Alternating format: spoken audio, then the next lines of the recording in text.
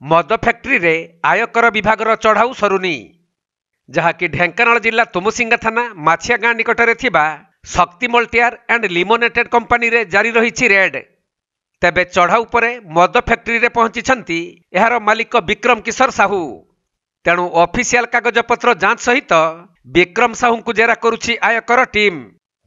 आयकर विभागर दुईटी टीम तनाघना जारी रखिथिबा बेले द्वितीय दिन रे भी सरुनी चढ़ाऊर फर्द।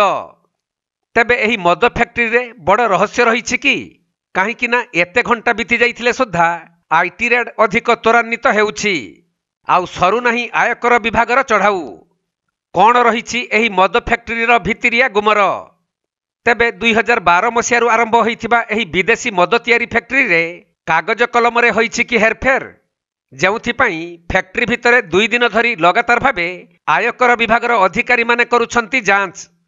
सेपटे बलांगीर समेत विभिन्न स्थानर साहू ब्रदर्स चढ़ाऊ पर विक्रम साहू इतिहासर फर्द को लेउटाउछि कि आईटी, जहाँ समस्त मनरे संदेह सृष्टि करुछि।